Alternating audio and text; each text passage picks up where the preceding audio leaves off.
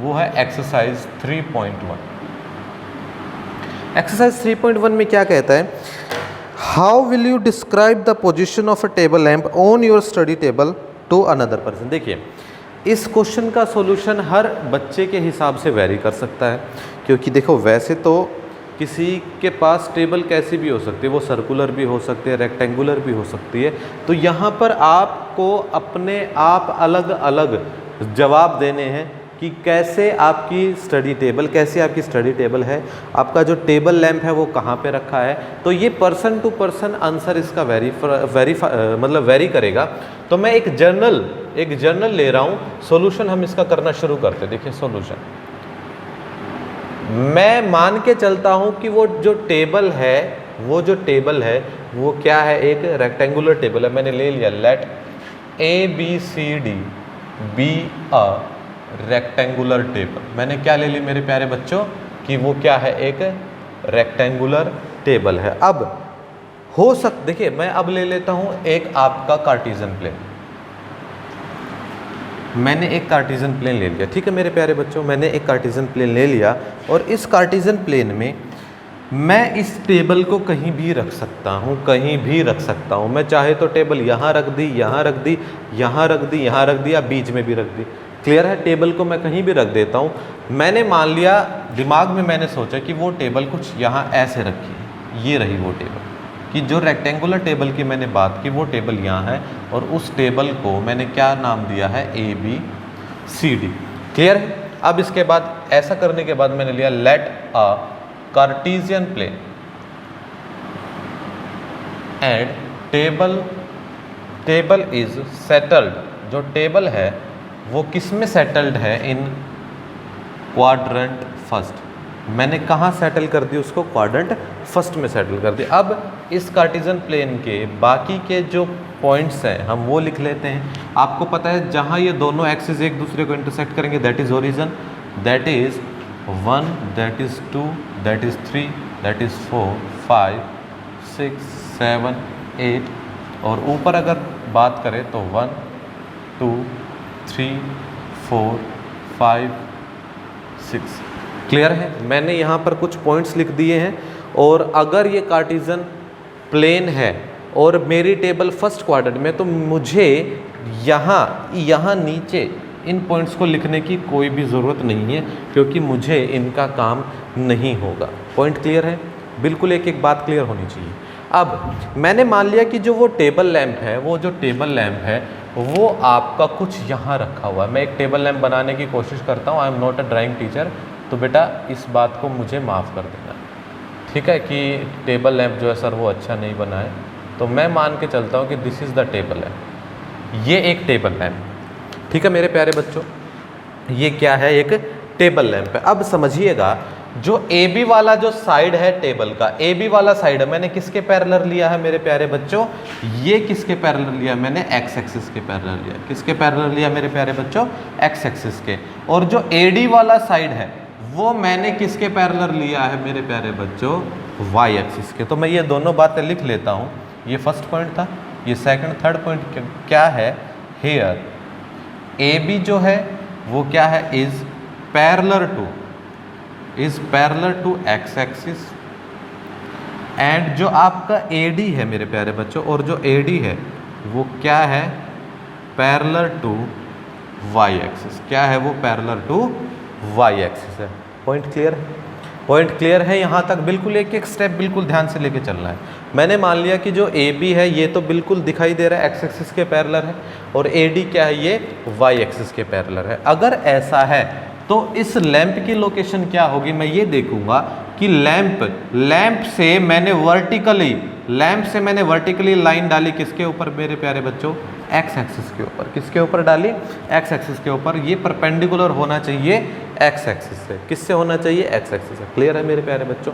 मैंने देखा कि लैंप ने पॉइंट 3 पे एब्सिसा 3 पे X एक्सिस को टच किया है। किस पे टच किया है, एब्सिसा 3 पे। और अगर लेफ्ट साइड में Y एक्सिस पे परपेंडिकुलर डालूं मेरे प्यारे बच्चों, तो ये Y पे भी किस पॉइंट पे टच कर रहा है, ये 3 पे टच कर रहा है। बोलो, कर रहा है ना, 3 पे टच कर रहा है। तो यहां से आप ये लिखोगे, मेक या फिर draw draw a perpendicular from position of lamp to x axis and similarly to y axis। मैंने क्या लिखा कि draw a perpendicular from position of lamp to the x axis and similarly to the y axis। now we find the coordinates। अब हमें क्या मिल गए? Coordinates मिल गए lamp के ऑन स्टडी टेबल। कहाँ मिल गए हमें कोऑर्डिनेट्स उसके लैंप के बेटा? स्टडी टेबल पे। क्योंकि मैंने आपको बताया कि ये मेरे पास एक पॉइंट आ गया और इस पॉइंट को पहले मैं एब्सिसा वाली वैल्यू रखता हूँ और बाद में ऑर्डिनेट वाली। तो ये वैल्यू कितनी आई मेरे प्यारे बच्चों? 3 और 3 आई। क्या लिखोगे ऑन स्टडी टेबल एज 3 3। तो जो एग्जैक्ट लोकेशन है आपके स्टडी टेबल पे लैंप की, वो लोकेशन कितनी आई है मेरे प्यारे बच्चों? 3 3 आई है। क्योंकि 3 क्या है? 3 एब्सिसा है और 3 ही क्या है आपका? ऑर्डिनेट। ये दोनों 3 अलग अलग है, इस बात का ध्यान रखना। ये दोनों 3 अलग अलग, क्योंकि जब भी मैं किसी कोऑर्डिनेट को लिखता हूं मैं तो एब्सिसा और ऑर्डिनेट लिखता हूं। अगर ए बी आपका एक्स प्लेन के पैरेलल है, AD आपका वाई प्लेन के पैरेलल है, तो इस लैंप की लोकेशन क्या होगी मेरे प्यारे बच्चों? 3 और 3 हो गई। क्या हो गई? 3 और 3। ये तब है जब मैंने एक जनरल एग्जाम्पल लिया है। क्लियर? आप कुछ और भी ले सकते हो। आप ऐसा भी ले सकते थे कि जो AD है वो x एक्सिस के पैरेलल हो गया और AB क्या है? y एक्सिस के पैरेलल हो गया, तब भी लोकेशन अलग आती। समझ में आई मेरी बात? तो बहुत सारे आंसर्स हो सकते हैं। हर बच्चे का अपना एक इंडिविजुअल आंसर होना चाहिए, मेरा ये मानना है। तभी आपको कोऑर्डिनेट ज्योमेट्री समझ में आई होगी। मैं ऐसे सोचूंगा।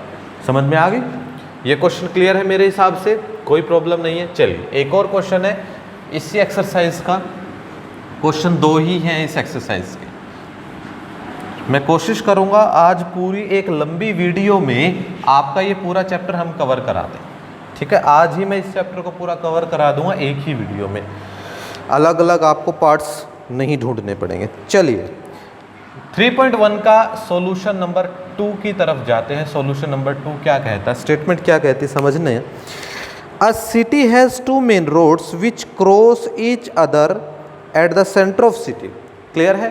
अब देखिए, क्योंकि ये कार्टेशियन प्लेन पे हमें शो करना है तो हमें ऐसा समझना पड़ेगा कि एक सिटी है जिसके 2 मेन रोड हैं और वो एक दूसरे को काटते हैं।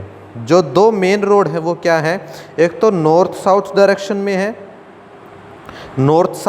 में है और एक क्या है? ईस्ट वेस्ट डायरेक्शन में। तो जनरली मैंने क्या मान लिया कि ये ईस्ट डायरेक्शन है, ये वेस्ट डायरेक्शन है, ये नॉर्थ डायरेक्शन है और ये क्या है मेरे प्यारे बच्चों? साउथ डायरेक्शन है। कोई सिटी है, मैंने उसकी डायरेक्शन को प्लॉट कर लिया। एक नक्शा एक तरह से हम बना रहे हैं। उस नक्शे पे राइट साइड में मैंने ईस्ट डायरेक्शन ले ली, इधर वेस्ट, ऊपर नॉर्थ और नीचे साउथ डायरेक्शन ले ली। अब ये क्या कहता है? These 2 roads are along north south direction. एक तो ये डायरेक्शन होगी नॉर्थ साउथ डायरेक्शन, ये वाली डायरेक्शन होगी, और एक क्या होगी मेरे प्यारे बच्चों? ईस्ट वेस्ट डायरेक्शन होगी, एक ये डायरेक्शन होगी। तो एक तरह से ये एक कार्टेशियन प्लेन बन गया। क्या बन गया मेरे प्यारे बच्चों? एक कार्टेशियन प्लेन बन गया। थोड़ी सी टेढ़ी जा रही है ये साइड, इसको सीधा कर लेते हैं। ठीक है? अब ऐसे सही रहेगा। तो एक तरह से मेरे प्यारे बच्चों ये क्या बन गया? एक कार्टेशियन प्लेन बन गया। ये नॉर्थ साइड है आपकी और ये कैसी है? South side. East west north south, और ये दोनों एक दूसरे को जहाँ इंटरसेक्ट कर रही है वो पॉइंट क्या होगा मेरे प्यारे बच्चों? ओरिजिन होगा। यहाँ तक की बात क्लियर है। आगे क्वेश्चन क्या कहता है? All the other streets of the city run parallel to these roads. जितनी भी स्ट्रीट्स हैं, गलियां हैं, वो सिटी की इन दोनों रोड्स के पैरेलल ही चलती है। Very good. और एक दूसरे से कितनी दूर है? 200 मीटर दूर है। कितनी है? 200 मीटर दूर है। There are about 5 street in each direction. कितनी है? 5 स्ट्रीट इन ईच डायरेक्शन। देखिए यहाँ पर क्वेश्चन को ध्यान से समझिए। इसने कहा 5 स्ट्रीट है ईच डायरेक्शन में, 5 स्ट्रीट है ईच डायरेक्शन में, तो 5 ही स्ट्रीट होनी चाहिए नॉर्थ साउथ के अलोंग और 5 ही स्ट्रीट होनी चाहिए ईस्ट वेस्ट के अलोंग। क्लियर है? तो मैं एक काम करता हूँ, इन दोनों को तो मैं बना देता हूँ छोटा, मतलब मैंने वेस्ट वाली को यहीं तक सीमित रखा और साउथ वाले को भी यहीं तक सीमित रखा, और मैंने 5 स्ट्रीट्स बना दी। और 5 स्ट्रीट्स मैंने कैसे बना दी? 1 2 3 4 एंड 5। मैंने 5 स्ट्रीट बना दी कुछ इस तरह से। क्लियर है मेरी बात? वो एक ही डायरेक्शन में रहेंगी, इससे आपको क्वेश्चन करना इजी हो जाएगा। That is street number 1, that is street number 2, that is street number 3, that is street number 4 and that is street number 5। Clear है? ये 5 स्ट्रीट मैंने बना दी एक डायरेक्शन में। उसके बाद एक अलोंग ना, देखिए ये ईस्ट वेस्ट के अलोंग 5 स्ट्रीट हो गई, और 5 स्ट्रीट ऐसे आएंगी। ठीक है, 5 स्ट्रीट ऐसे आएंगी, उनको भी मैं बना देता हूँ।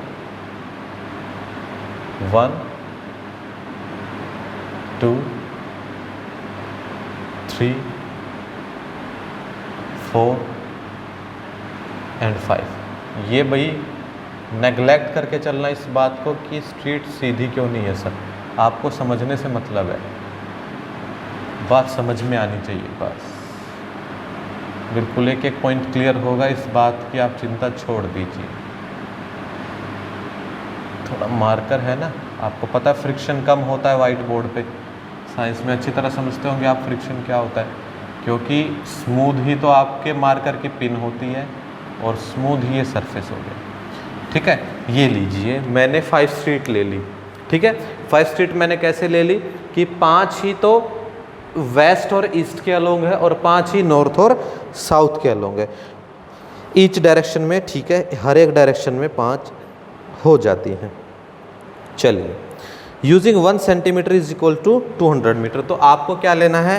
1 सेंटीमीटर का गैप लेना। ये ओरिजिन है तो ये 1 हो गया, ये 2, ये 3, ये 4 और ये 5।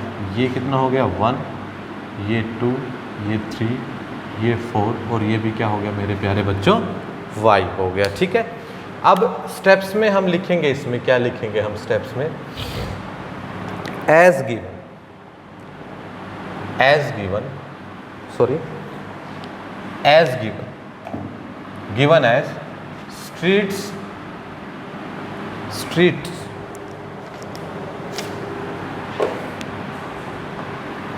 streets are along north south direction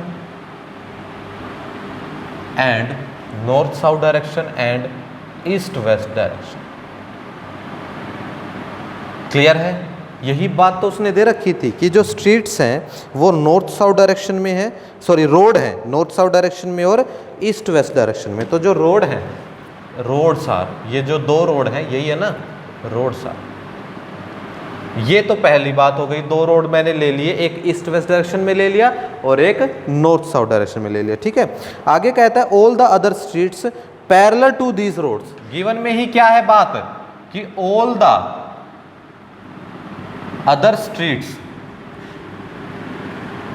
are parallel to these roads, are parallel to these roads. तो इन्हीं रोड्स के पैरेलल क्या है बेटा?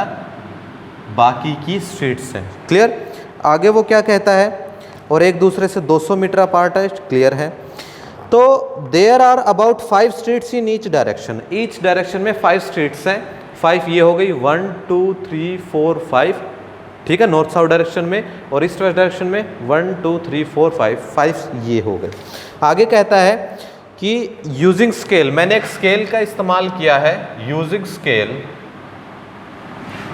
आपने 1 सेंटीमीटर का गैप दिया। जब आप ये डायग्राम ग्राफ पेपर पे बनाओगे तो 1 सेंटीमीटर का गैप देना, और 1 सेंटीमीटर का मतलब क्या है? 200 मीटर। कितना मेरे प्यारे बच्चों? 200 मीटर। मैंने एक मैंने मॉडल बना लिया। अब इसके बाद क्या करना है? There are many cross streets, बहुत सारी क्रॉस स्ट्रीट्स इस मॉडल में। A particular cross street is made by 2 street. तो एक पर्टिकुलर क्रॉस स्ट्रीट है वो बनती है 2 स्ट्रीट से। बिल्कुल one running in north south direction and another in east west direction. बिल्कुल सही है कि एक जो क्रॉस स्ट्रीट है, ये जो क्रॉस कर रही है, ऐसे क्रॉस कर रही है, ये दो स्ट्रीट से मिलकर बनती है, एक ऐसे और एक ऐसे। ये क्रॉस कर रही है ना, तो ये जो क्रॉसिंग है ये दो स्ट्रीट से मिलकर बनती है। ठीक है, आगे एक एक पॉइंट बिल्कुल क्लियर होना चाहिए, कहीं कोई डाउट ना बचे। आगे, if the second street running in north south direction then the fifth in east west direction. इसने कहा अगर सेकेंड स्ट्रीट जो है नॉर्थ साउथ डायरेक्शन में, अगर सेकेंड क्या है नॉर्थ साउथ डायरेक्शन में है और फिफ्थ क्या है ईस्ट वेस्ट डायरेक्शन में, meet at the same crossing. बिल्कुल देखिए सेम क्रॉसिंग पे ही तो मिल रहे हैं, सेकेंड इसका और फिफ्थ इसका सेम क्रॉसिंग पे ही तो मिल रहे हैं ना, सेम क्रॉसिंग पे मिल रहे हैं। बिल्कुल सही हमारा डायग्राम बना है। आगे कहता है using these convection find how many cross streets can be referred to as 4 3। अब सॉल्यूशन हम पार्ट कर रहे हैं, सॉल्यूशन हाउ मैनी स्ट्रीट्स। तो 4 3 की ये बात करा, किस पॉइंट्स की बात करा मेरे प्यारे बच्चों, 4 3 की। 4 3 पॉइंट कौन सा होगा, 1 2 3 4। 4 मेरा एब्सिसा हो गया, ये रहा, और 3 1 2 3 3 मेरा क्या होगा ऑर्डिनेट हो गया। देन 4 3 पॉइंट ये रहा आपके सामने, क्या हो गया ये 4 3, क्या हो गया ये 4 3 पॉइंट हो गया। इसके बाद how many cross street can be referred to as 4 3। अब मेरी बात सुनिए, 4 3 पॉइंट मेरे पास वन एंड ओनली वन ही पॉइंट हो सकता है इस ग्राफ में, तो मैंने लिखा there is one and only one point referred as 4 3। Clear. तो इस प्लेन में केवल और केवल एक ही पॉइंट ऐसा हो सकता है जो 4 3 कोऑर्डिनेट दिखाए। तो मैंने क्या लिखा कि केवल one and only one point referred as 4 3। तो क्रॉसिंग भी कितनी हो रही है, वन ही हो रही है। So there is only one क्या कहता है, क्रॉस स्ट्रीट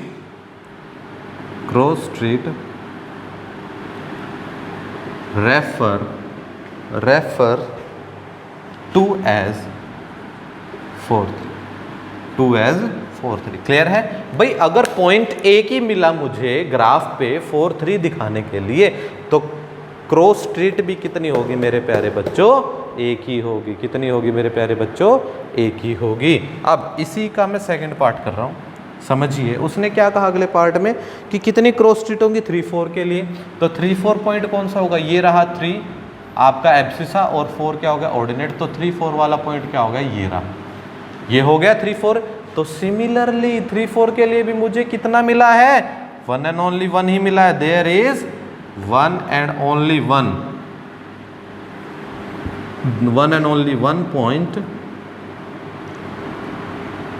रेफर्ड एज 3 4। अगर ऐसा है तो मैं ये लिख दूंगा, so there is only one cross street refer to as 3 4। तो कितनी क्रॉस स्ट्रीट होंगी मेरे प्यारे बच्चों, एक ही होगी, एक ही क्रॉस स्ट्रीट होगी। किसके लिए मेरे प्यारे बच्चों, 3 4 के। मेरी बात समझ में आई। क्वेश्चन नंबर 2 में आपको ये सॉल्यूशन लिखना है विद दिस डायग्राम। क्लियर है, ये प्लेन होना चाहिए। क्लियर। मैंने एक एक बात बिल्कुल आपको ध्यान से समझाई है। अगर आप दोबारा वीडियो को देखोगे तो सारी बातें क्लियर हो जाएंगी। तो सारी बातें क्या है, क्लियर हो जाएंगी। तो क्या है, रोड क्या लेना है नॉर्थ साउथ डायरेक्शन के लिए और ईस्ट वेस्ट डायरेक्शन के लिए। ठीक है क्लियर बच्चे।